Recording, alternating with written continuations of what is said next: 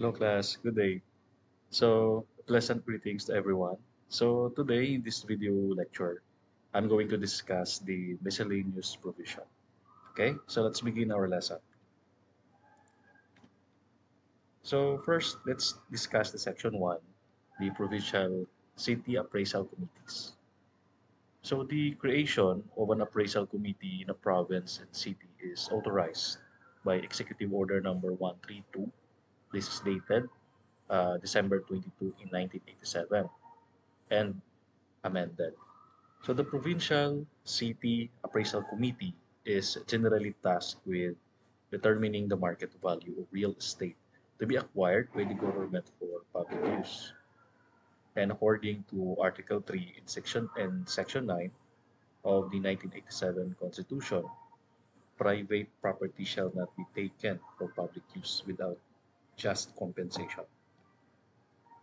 Then when the government will acquire a private property for public use, the property is referred to the provincial or city appraisal committee, which determines the market value. And in provincial city appraisal committee is composed of the following. So we have the chairperson, who is the provincial or the city assessor, and one of the member is the provincial or the city engineer, and also the provincial or city treasurer. In the absence of the provincial engineer, the public works engineer or the highways district engineer shall serve as a member. So in this illustration, it shows the members in Metro Manila area. So City Appraisal Committee in the left, where the MMDA chairperson is the one as the chairperson sitting in the position. And the members are city assessor, city treasurer, city engineer, and also the DPWH district engineer. While in the municipal level, it consists of the municipal appraisal, uh, the MMDA chairperson serves as the chairperson, and also the DPWH district engineer, municipal assessor, and municipal engineer and treasurer. So, what are the requisites for a valid exercise of the power of eminent domain by the local government units? Well, number one is that the ordinance granting the local chief executive authority over the property expropriation of eminent domain. And next is that the power of eminent domain must be used for public use, the purpose or the welfare, and also the advantages of the poor and landless.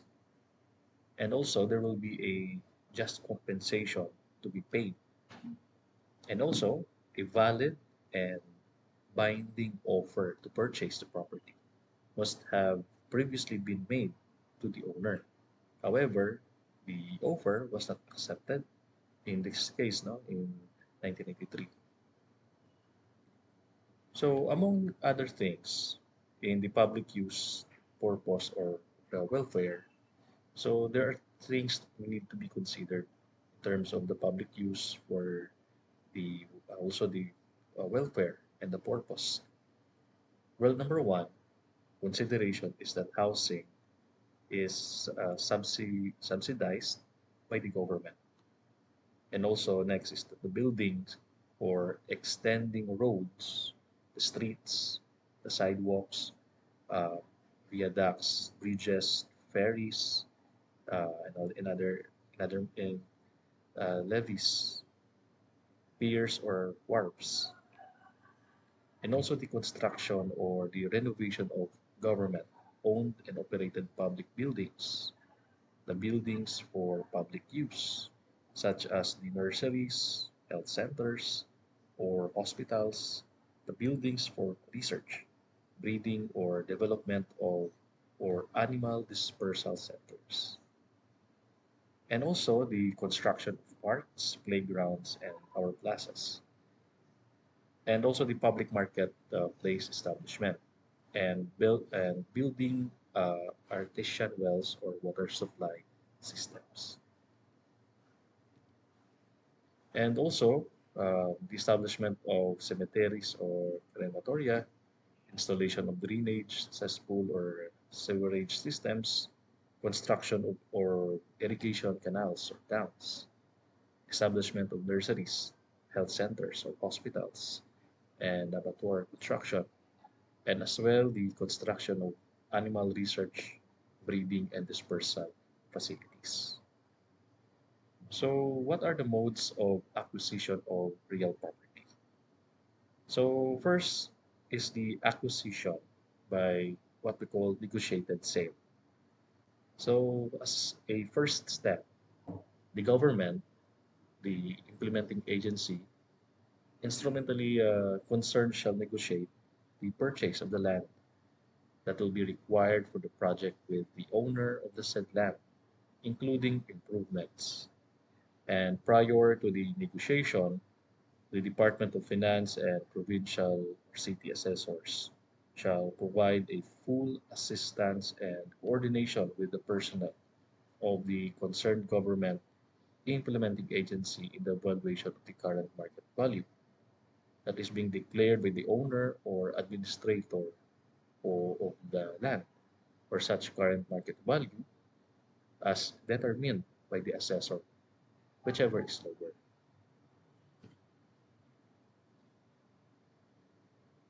Okay, so according to the RA number 8974 as being amended, it states that the zonal value shall be the basis of the offer to acquire a property that is for public purposes, less the additional 10% increased in the existing zonal value. However, both the articles in number 50 and RA number 8974 do not provide for the basis and procedures for the acquisition of buildings and improvements. So, as well as the evaluation of machinery and equipment that is affected by the project, nor do they apply to the acquisition of properties by the local government for public purposes. As a result, it is necessary to establish an appraisal committee in the local government unit for the appraisal of properties to be acquired for the public purposes. Then it is not only natural that a building and an improvement be appraised in light of the following factors. So the number one factor is that the building's price and improvements were impacted, and also the materials that is being employed, and the building's age or depreciation, as well as other factors. Next is the expropriation.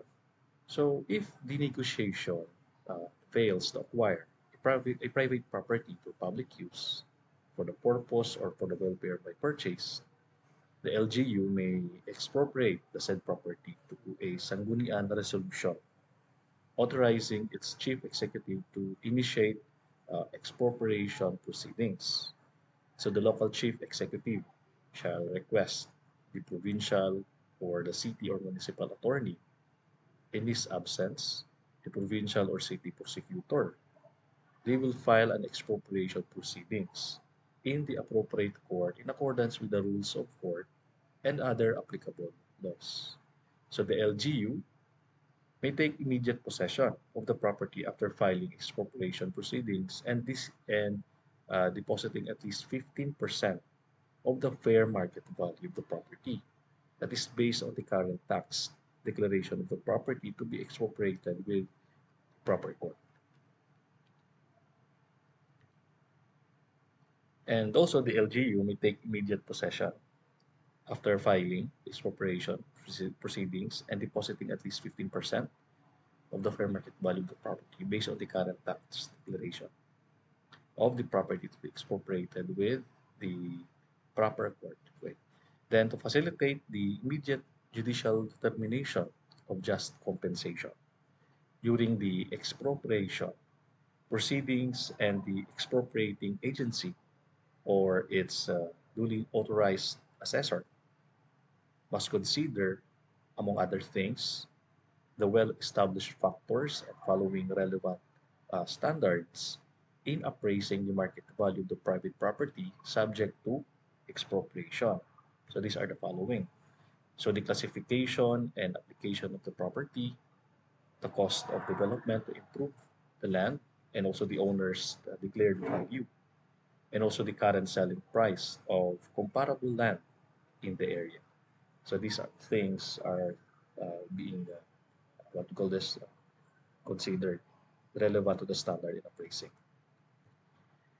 and also reasonable disruption compensation for the removal or demolition of certain improvements on the land, as well as the value of those improvements, and also the size, the shape, or location of the land that is in the field appraisal and assessment sheet, and also in the tax declaration and the zonal.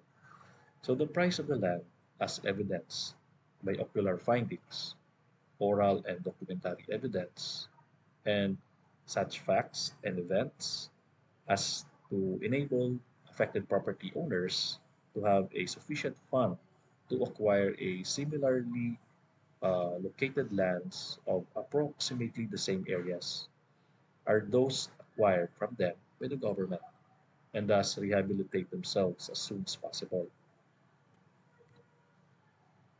Next is the activities preparatory to acquisition of the property. This is in Executive Order number 1035. So the feasibility studies.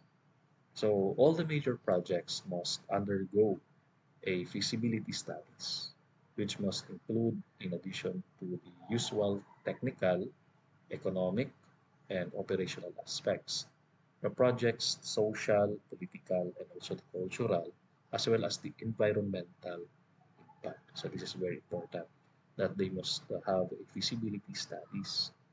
So so that they can be able to assess all the possibilities, and also the campaign for information. So for the every government agency or the office and instrumentality who are proposing to implement a development project requiring the acquisition of private real property or the rights thereof must first consult with a local government officials, including the regional development councils, having a jurisdiction over the area where the project will be undertaken to elicit their support and assistance for the project's smooth implementation. With the assistance of the local government officials and the representatives from the Office of the Media Affairs, the implementing agency instrumentality concerned shall conduct an extensive public information campaign among the local inhabitants who will be affected by the project to familiarize them with the project's objectives and also the benefits, thereby avoiding any resistance or opposition objection to the acquisition of the subject property. And also the engineering surveys in depth. So the implementing government agency, the instrumentality in question, must conduct a detailed engineering, including parcellary surveys to determine the location and the size of the site, as well as the ownership and the status of the land to be acquired, and also the project cost and funding. So a project's estimated cost must include the following distinct components. So first is the pre-investment cost, which include the cost of conducting a feasibility study and, conducting a public information campaign. So this belongs to the pre-investment cost. And next is that the cost of detailed engineering, the cost of the property to be acquired, the cost of the construction, and the construction supervision are all included in what we call the investment cost. And In the project cost and funding, the funding, programming, and also the budgeting for the pre-investment and pre-construction phase or phases in that order must be completed well in advance of the schedule that will be start of construction. The implementing agencies and instruments concerned must include funding for these preparatory activities in their respective annual budgetary proposals. So, in light of the foregoing, the Office of the Department of Budget and Management, the DBM, will consider such proposals.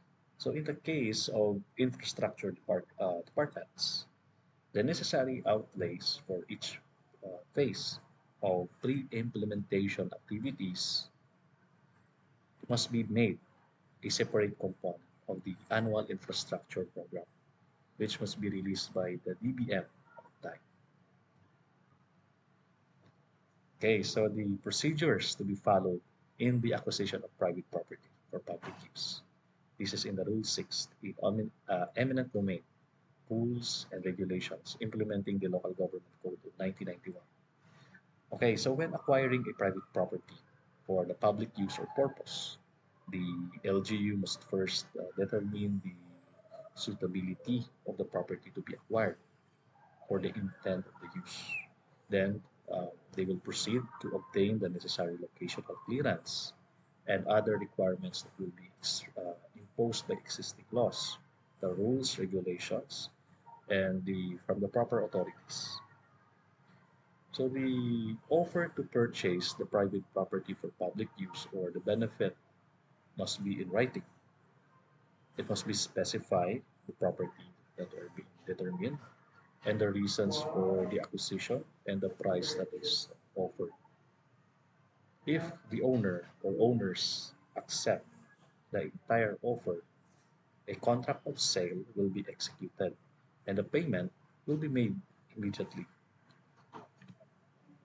And also, if the owner or the owners are willing to sell their property but a higher price than that is being offered to them, the local chief executive must convene a meeting to reach an agreement on the selling price. They will negotiate. The chairman of the Sanggunian's Appropriation or Finance Committee, or in his absence, any member of the Sanggunian who is duly chosen as its representative shall attend the conference. When the parties reach an agreement, a contract of sale is drawn up and executed, and the following documents must accompany the sale contract. First is that the Sanggunian will pass a resolution authorizing the local chief executive to enter into a sale contract. The resolution must include the terms and conditions. The ordinance appropriating the contracts is specified the amount, how much, and also the certification from the local treasurer that funds are available, as well as a statement that such funds will not be disbursed or spent for any purpose other than to pay for the purchase of the property in question. Okay, next is in section 2, the zonal valuation. So let's have a glimpse of the background of the zonal valuation. So in the Philippines, taxation, the zonal valuation for a revenue or tax purposes is a relatively new concept. It was adopted and went into effect in 1998. And prior to 1998, the valuation of real property for the national gain tax or the income tax, as well as the transfer tax, was based on the valuation that was being done by the local government for its annual real property tax collection. So the tax due from each real property owner is calculated using a what we call a fraction of the market value as the basis for this local government valuation of real property. And recognizing the enormous potential of the real property valuation as a source of additional revenue, the government's taxing arm The Bureau of Internal Revenue has paid an increased attention to land valuation at the national level, and the land valuation procedure approximates the current market value but is based on the taxation principles and also the legal basis. The authority for the zonal valuation is provided by the Section 6 of the National Internal Revenue Code of the 1997, which went into effect of January 1, 1998. The National Internal Revenue Code gives the Commissioner of the Bureau of Internal Revenue the authority to separate the Philippines into zones or areas and to calculate the what we call the market value of the real estate in each zone and area. So, as part of the legal basis, the same authority for zonal valuation, however, includes safeguard to protect the real estate owners. Well, number one is the consultations be held with competent appraisers from both the public and the private sectors. The value of the property shall be either the zonal value or the value that is shown in the schedule of fair market value of the provincial or the city assessors, whichever is higher, and for the purpose of computing the internal revenue tax. So the objectives of the zonal valuation is to establish a reasonable value of real estate as the basis for calculating the internal revenue tax and also to reduce the amount of discretion being used. So the zonal valuation process is starts from establishing a reasonable value of real estate as the basis for calculating the internal revenue tax. And the zone values are determined by the committees comprised of various agencies that are involved in land administration and management at the national and revenue districts levels. So the zonal values are submitted to the Secretary of Finance for the approval, and the Revenue Memorandum Order number 56 to 89, which contains the details of the procedures to use to arrive at the values. So the market value is the general standard for valuing the real property for what we call the tax purposes. So as defined in the manual that we're using.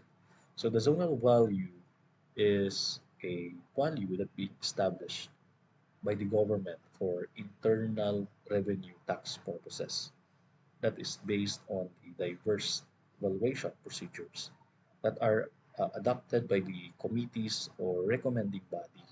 So the zonal values become effective following the approval by the Secretary of Finance. And these zonal values will what call this, remain in effect until the next revision and amendment. So the taxes affected by zonal values. So the taxes on the transfer, the exchange, or disposition of the real property can be collected in four ways: capital gains tax, the estate tax, donor tax, and the documentary stamp tax are the four uh, collections or ways to collect the taxes. Okay, next is the land use planning in section 3. So the legal foundation. In section 20 of the Local Government Code and the Article 41 of its implementing rules and regulations, it states that the local government unit shall continue to prepare their respective comprehensive land use plans, which is enacted through zoning ordinances, which shall be the primary and the dominant basis for the future use of the land resources, provided that the requirements for food production, the human settlement, and the industrial expansion are met. So the comprehensive land use plan will also serve as the foundation for the agricultural land reclassification. So, what is the objective of the land use planning? So, the primary goal is to ensure that land is used wisely and that it is protected from critical environmental areas. So, the following is the result of land use planning. Okay, so number one is that land productivity can be increased by modernizing the agricultural technology. And number two is the productivity per unit area is also increased. Land utilization in accordance with what we call the sustainability for continuous production, especially for those irrigated lands.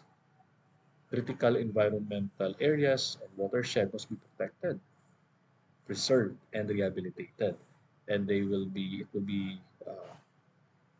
regulated, and abuse of this said property and undermining this the protected properties will be implemented, especially now with the economic growth that we are now experiencing and witness.